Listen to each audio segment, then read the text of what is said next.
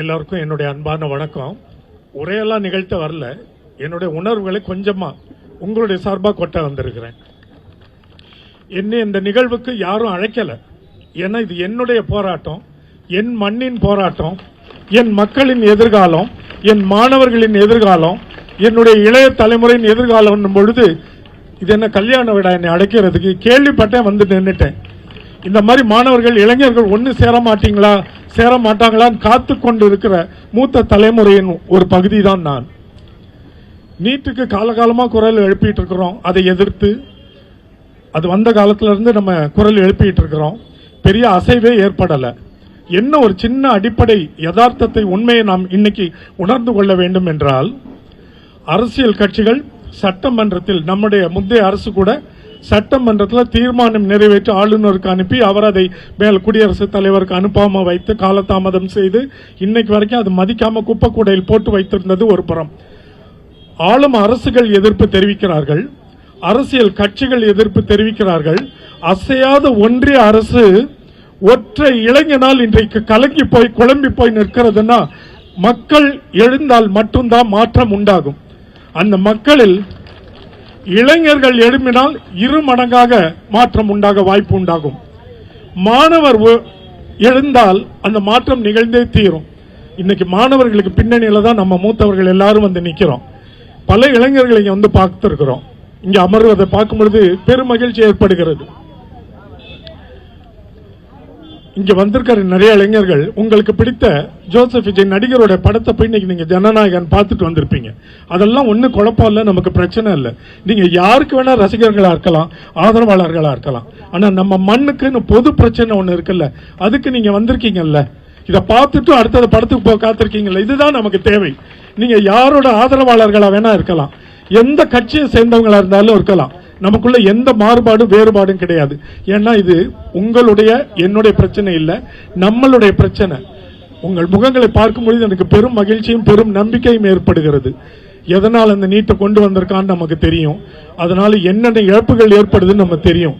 ஒரு கல்வி படிக்கணும்ன்றதுக்காக ஒரு மாணவனோ இளைஞனோ ஒரு ஆணோ பெண்ணோ உயிரை விடுறாங்கன்னா அதை விட அவலம் ஒரு வளர்ந்த நாட்டில், நாகரிக நாட்டில் என்ன அவலம் இருக்க முடியும்?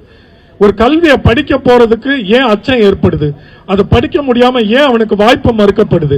நினைச்ச பட்டத்தை பெற முடியலன்னா அது என்ன ஜனநாயகம்? அப்ப எல்லாமே தப்பா இருக்குல்ல.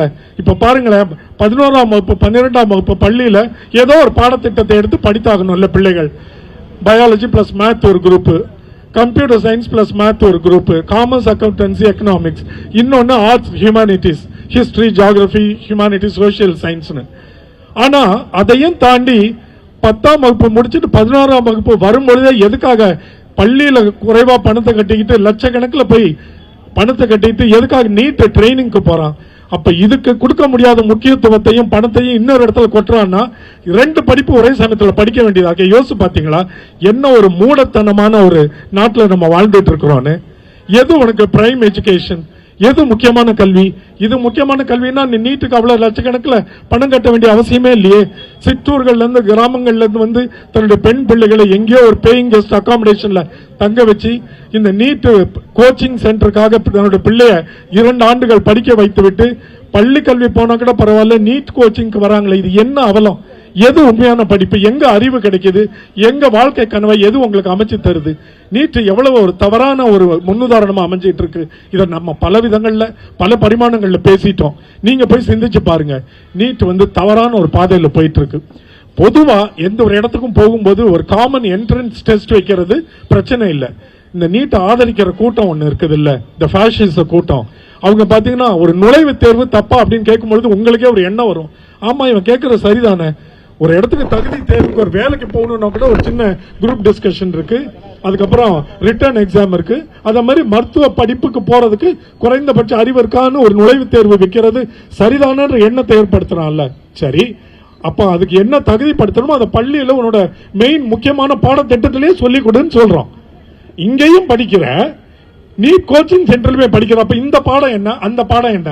அப்ப இது வேணும்னா அந்த பாடத்தை எனக்கு பள்ளியிலேயே சொல்லிக் கொடு, எல்லாருக்கும் சொல்லிக் கொடு. அது எவ்வளவு தூரம் நான் விளங்கி இருக்கிறேன், எவ்வளவு தூரம் பயனுள்ளதுன்னு நான் புரிஞ்சு படிச்சுக்கிட்டு வரேன், அதுல எனக்கு வெயி. எத்தனை எஜுகேஷனல் அந்த கோர்சஸ் இந்தியாவில் இருக்குது இல்லையா, பலவிதமான சிலபஸ் பாடத்திட்டங்கள் உள்ளது. இப்ப நம்ம ஸ்டேட் சிலபஸ் ஒன்று வச்சிருக்கிறோம், சிபிஎஸ்இன்னு ஒரு அரசு அரக்கனை உள்ள கொண்டு வந்து திணிச்சிட்டு இருக்கிறாங்க, ஐசிஎஸ்இ இருக்குது. அதுக்கப்புறம் உங்களுக்கு பேக்குலரேட் உங்களுக்கு ஒன்று இருக்கும், ஜெனிவா கவுன்சிலோடது. எல்லாத்துலயும் படிச்சிட்டு இருக்கிற ஒட்டு மொத்தமா ஒரே நுழைவுத் தேர்வுன்னா அது எப்படி அது சரிப்பட்டு வரும்? அப்ப எனக்கு விருப்பமான பாடத்திட்டத்தில் என் பிள்ளை ரொம்ப அதிக படிப்பு சுமையின்றி படிக்கணும்ன்ற ஒரு பாடத்திட்டத்தை நான் தேர்ந்தெடுக்கிறேன். என் பிள்ளை காலையில பள்ளிக்கு போனதுலேருந்து வீட்டுக்கு வந்து வீட்டு பாடம் செய்யறதுலேருந்து மறுபடியும் ஒரு பிரைவேட் டீச்சிங் டியூஷன் சென்டருக்கு போறதுலேருந்து முழுக்க முழுக்க படிப்பு சுமை தான் படிக்கணும்னு நினைக்கிற பிள்ளைகளும் பெற்றோரும் இருக்கிறாங்க. ஆளுக்கு ஒரு விதமா படிச்சுட்டு இருக்கிறோம். பொதுவான நுழைவுத் தேர்வு ஒன்று இருக்கணும்ல, எனக்கு என்ன குயுக்தி இருக்குன்னு எனக்கு தெரிஞ்சுக்கணும், அவ்வளவுதானே. அப்ப அந்த காமன் என்ட்ரன்ஸ் டெஸ்ட்டை எல்லாரும் படிக்கிற பொது பாடத்திட்டத்தில் தான் நீ கொண்டு வரணும். ஏன் சிபிஎஸ்இ கிட்ட கொண்டு போய் அதை கொடுத்த? சிபிஎஸ்இ இன்னைக்கு அவசரமா 1000 பள்ளிக்கூடத்துக்கு எதுக்கு அங்கீகாரம் இங்க அவசரமா புது அரசுல வாங்குற? அதுல எதுக்கு மும்மொழி திட்டத்தை கொண்டு வந்த? இன்னைக்காவது பரவாயில்ல, உச்ச நீதிமன்றத்தில் கொஞ்சம் மனசாட்சியோட பொறுப்புணர்வோட ஒரு அமர்வுல ஒரு வாரத்துக்கு முன்னாடி என்ன சொன்னாங்க, 6ல இருந்து 8ஆம் வகுப்பு வரைக்கும் நிறுத்திடுங்க 3 மொழி கல்வியை, 9ஆம் வகுப்புல தொடங்காதீங்க, அது பெரிய மன உளைச்சல் ஏற்படுத்தும் பொது தேர்வு வந்தான்னு. ஏதோ ஒரு நன்மை நடந்திருக்கு. சிபிஎஸ்இல கொண்டு வந்து அது நீட்டுக்கு பயன்படுத்துறேன்னு சொல்லி மும்மொழியை கொண்டு வந்து பலவிதமான இம்சைகளுக்கு ஆளாக்குறாங்க. இவ்வளவு தவறுகளும் இழைத்துக் கொண்டு இருக்கிற, இதனால் எத்தனை உயிரிழப்புகள் ஏற்பட்டு கொண்டு இருக்கின்றன. அனிதா நம்மளுக்கு எவ்வளவு பெரிய விழிப்புணர்வை ஏற்படுத்தினா, அவ வீட்டுக்கு போய் பார்த்தா அரசியல்வாதிகள் எல்லாம் தங்களோட சுய லாபத்தை அடைஞ்சுக்கிட்டாங்க. ஆனா அதை போன்ற கிராமப்புற இளைஞர்களுக்கு, இளம் பெண்களுக்கு, பையன்களுக்கு எதிர்கால நீட்டுன்ற அரக்கன் மூலமா ஏன் அச்சத்தை ஏற்படுத்தி கொண்டு இருக்கிறது? இதை நீக்கு. ஒரே ஒரு நடைமுறை எடுத்துக்காட்டு உதாரணத்தோட நான் விடை பெற்றுறேன். இங்க இருந்து 400-500 மீட்டர் தூரத்தில் இருக்கிற அப்பல்லோ மருத்துவமனைகள்ல உலகத்தில் இருக்கிற மிக பெரும் தவிர்க்க முடியாத, தீர்க்க முடியாத நோய்களுக்கு இங்க போனா மருத்துவம் கிடைக்கும். இந்தியாவுக்கு போனா கிடைக்கும், சவுத் இந்தியாவுக்கு போனா கிடைக்கும், தமிழ்நாட்டுக்கு போனா கிடைக்கும். உலகத்தின் சிறந்த மருத்துவர்கள் இங்கதான் இருக்கான்னு தமிழ்நாட்டை பற்றி கேள்விப்பட்டிராத, இந்த மொழியே தெரியாதவனுக்கெல்லாம் தகவல் போகுது. அந்த நாட்டில் மருத்துவ செலவும் ரொம்ப குறைவா, போனா இதுக்கு நிச்சயமா தீர்வு கிடைக்குமா, மிகப்பெரிய மருத்துவ அறுவை சிகிச்சை நிபுணர்கள் மேதைகள் இருக்காங்களான்னு வராங்க. இங்க இருக்க எல்லாருமே 45-50 வயதுக்கு மேற்பட்ட மருத்துவர்கள். நான் சொல்றது இந்த நம்பர் 1 அப்பல்லோ ஹாஸ்பிட்டல். அப்புறம் நீங்க வரிசையா Chettinad hospital, global hospital, Kaveri hospital எங்க எடுத்து பாருங்க, மிகச்சிறந்த உலகத்தின் தலை சிறந்த மருத்துவ மேதைகள் இங்க இருக்கிறாங்களே, எல்லா 45-50 வயதுகளுக்கு மேற்பட்டவர்கள் எந்த நீட்டு தேர்வில் தகுதி பெற்று அவர்கள் மருத்துவர் ஆனார்கள். இவங்களை தேடி வராங்களே. உங்களுக்கு என்ன இருக்கணும், இங்கிலீஷ்ல ஒரு ப்ராவர்ப் இருக்கு, உங்களுக்கு சொன்னா தெரியும் இல்லையா, the taste of the pudding lies in its eating னுவாங்க. ஒரு உணவு நல்லா இருக்குன்னு சொல்லிட்டே இருக்க கூடாது, அது கொடுத்து பார்த்து, ஆமா சாப்பிட்டு பார்த்து சுவையா இருக்குன்னு சொன்னாதான் ஒரு உணவு நல்லா இருக்குன்னு சொல்ல முடியும். அப்ப என்னோட மருத்துவம் எல்லாம் மேதைன்னு பேர் வாங்கிக்கிட்டு உலகத்தில் இருக்க அவ்வளவு பேரும் ஈர்த்து இங்க மருத்துவ சேவையை தமிழ்நாட்டுக்குள்ள இதே சென்னையிலையும் மதுரையிலையும் திருச்சியிலையும் பண்ணிட்டு இருக்கானே. அப்ப அவன் நீட்டே பக்கமே போகாம, அந்த நுழைவுத் தேர்வு பக்கம் போகாம மருத்துவ பட்ட படிப்பை படிச்சு இன்னைக்கு உலகத்துக்கே இவ்வளவு பெரிய மருத்துவ சேவை பண்ணிட்டு இருக்கான்ல. இதை விட என்னடா உங்களுக்கு நிரூபணம் வேணும்? ஏன்டா ஏமாத்திட்டு இருக்கிறீங்க? இது வரைக்கும் நீங்க எந்த மாநிலத்தை வேணா ஏமாத்த முடிஞ்சது, தமிழ்நாட்டை ஏன் ஏமாத்த முடியல? எதுக்கு வெயில்ல இவ்வளவு பையன் வந்து வேலையை விட்டுட்டு உட்கார்ந்துருக்கான், குடும்பத்தை விட்டுட்டு? இவனுக்கு நண்பர்களோட கடற்கரையில போய் நிக்க முடியாதா? திரையரங்கத்தில் போய் அமர்ந்திருக்க முடியாதா? காஃபி ஹவுசஸ்ல உட்கார்ந்துருக்க முடியாதா? ஏன் இங்க வந்து நிக்கிறான்? எதுக்கு இவ்வளவு ஊடகங்கள் இதை எடுத்துட்டு போய் மக்கள்கிட்ட சேர்க்கணும்னு காத்துட்டு இருக்கிறாங்க? எங்களுக்கு மட்டும்தான் சிந்திக்கிற ஆற்றல் உண்டு தமிழ்நாட்டில், உண்மைகளை விளங்கிக் கொள்ளக்கூடிய சிந்திக்கிற ஆற்றல் உண்டு. எது எங்களுக்கு தேவை, எது எங்களுக்கு சரின்னு உணரக்கூடிய உணர்வும் அறிவும் வளர்ச்சி எங்களுக்கு வந்திருக்கு. கிட்டத்தட்ட 100 ஆண்டுகள் ஆக போகுது. நம்ம பீம்ராவ் ஐயா வந்து இந்தியாவுக்கு ஒரு நவீன சிற்பியாக அடுத்த நூற்றாண்டில் இந்தியா எப்படி இருக்கிற போகிறது என்கிற வரைபடத்தை கிட்டத்தட்ட 100 ஆண்டுகளுக்கு முன்னாடி கொடுத்துட்டு போயிருக்கான் அந்த ஆளு. இன்னைக்குதான் அந்த உலகம் அதை படிச்சு புரிஞ்சுக்குது. அவர் பேரை இருட்டடிப்பு பண்றதுக்கும் அவரை பின்பற்றுகிறவர்களை ஒடுக்கிறதுலயும் குறியா இருக்கிற இந்த ஆளு இந்தியா முன்னேறணும்னு உண்மையான நோக்கம் இருந்தா மோடி இப்படி நடந்துக்குவாரா? இந்த தர்மேந்திர பிரதான், இந்த அமித்ஷா அப்படி காப்பாத்திட்டு இருப்பாரா? ஏயா, ஒரு சின்ன தவறு ஒரு ஆபீஸ்ல பண்ணிட்டா உனக்கு சேலரியில அந்த மாசம் உனக்கு சேலரி கட் ஆகுது இல்ல, உனக்கு ஒரு சின்ன சஸ்பென்ஷன் வருது இல்ல, உங்க கெரியர்ல பிளாக் மார்க் வருது இல்ல.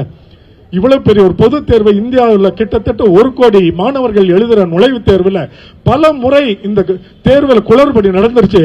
கொஞ்சமாவது மனசாட்சி உள்ள ஒரு மனிதனா இருந்தா அவனே விலகி இருக்க வேண்டாம். இவ்வளவு போராட்டம் நடந்து மாணவர்களை தடியடி நடத்தி கொடுமைப்படுத்தி எவ்வளவு சின்ன சின்ன இளம் பெண் பிள்ளைகளை குழந்தைகளை போட்டு அடிக்கிறான்களை பார்க்கல. அதுக்கு பிறகும் பதவியை விலக மாட்டேன்னு ஒருத்தர் நிக்கிறான்னா அவன் நேர்மையற்றவன் தானே, அடிப்படை அறமற்றவன் தானே. நம்ம முழக்கத்தில் கூட நம்ம பேச்சுக்கு கூட சொல்லக்கூடாது எங்களை வன்முறைக்கு தள்ளிவிடாதேன்னு. ஒரு நாளும் நம்மளால அப்படி சிந்தித்து பார்க்க முடியாது. நம்ம அந்த வழி வந்தவர்கள் அல்ல. நம்ம எல்லாத்தையும் ஏட்டுல சரியாக பிறருக்கு முழக்கங்களின் மூலமாக சொல்லி சிந்தனை மாற்றம் ஏற்படுத்தி சமூக மாற்றத்தை உருவாக்குகிற ஒரு வம்சத்தில் வந்தவர்கள் நம்மளுடைய ஜெய்பீம் வம்சம். அவங்களை பத்தி தான் நான் பேசிட்டு இருக்கிறேன். அப்படி வந்தவங்க நம்ம பேச்சு கூட வன்முறை என்று எடுக்க வேண்டாம்.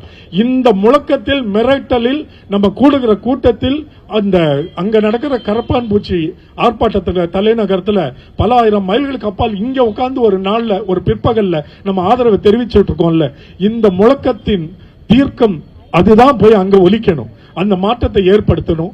ஒற்றை மனிதனாக அவன் தொடங்கிய அந்த கரப்பான் பூச்சி இயக்கம், உண்மையை சொல்லணும்னா இதை தொடங்கினது அபிஜித் இல்ல. அந்த இளைஞர் சொன்ன மாதிரி இந்த கரப்பான் பூச்சி இயக்கத்தை தொடங்கி வச்சவர் சூரியகாந்த் ஐயா தானே. அவருக்கும் நன்றி கூறி, இந்த அபிஜித் பின்னாடி இல்ல, நம்ம நிக்கிறது ஒரு தனி மனிதன் பின்னாடி இல்ல. It's not Abhijit. இன்னைக்கு அபிஜித்தை இவங்க மறைச்சிடலாம், ஏமாத்திரலாம், ஏதாவது பண்ணிடலாம், மிரட்டிடலாம், கொன்னு கூட போடலாம். அந்த கூட்டம் தானே, கொலகார கூட்டம் தானே. நாளைக்கு அந்த இடத்துல இன்னொருத்த வந்து நிற்பான். நம்ம கொள்கைகளின் பின்னால் நிற்கிறவர்கள், ஆட்களின் பின்னால் நிற்கிறவர்கள் அல்ல. நம்முடைய முழக்கமும் ஆதரவும் இந்த போராட்டமும் தொடரும். இதே போல இன்னும் பெருமளவில் கூடுங்கள். உங்க நண்பர்களை எல்லாம் கூட்டிட்டு வாங்க. அவங்களுக்கு ஒண்ணு தெளிவா விளக்குங்க. இது அரசியல் பின்னணி அல்ல. நீ எந்த கட்சியை சேர்ந்தவனா இருந்தாலும் இதை போன்ற நீட்டை எதிர்க்கிற நம்ம எதிர்கால இளைஞர்களுக்கு ஆதரவு கொடுக்கிற, தலைமுறையின் வரலாற்றை சிதைக்க துடிக்கிறவர்களுடைய கனவுகளை தகர்க்கிற பொதுநல கூட்டம் சொல்லி அடுத்த முறை எல்லா கட்சிகளிலிருந்து எல்லாரையும் இழுத்துட்டு வாங்க. ஒன்னா நிப்போம், ஒன்னா குரல் எழுப்புவோம். மாற்றம் எப்பொழுதும் தமிழ்நாட்டிலிருந்து தொடங்கும். இந்திய சமூக வரலாற்றில் இந்த முறை தலைநகரில் ஒரு இளைஞனால் தொடங்கி இருக்கிறது. தமிழ்நாடு மிகப்பெரிய பலமாக நிற்கும். நாம் தொடர்ந்து இந்த ஆதரவு கரத்தை இரும்பு கரத்தோடு உயர்த்தி அவர்களுக்கு எதிர்ப்பை தெரிவிப்போம். நன்றி. நமது போராட்டம் தொடரட்டும்.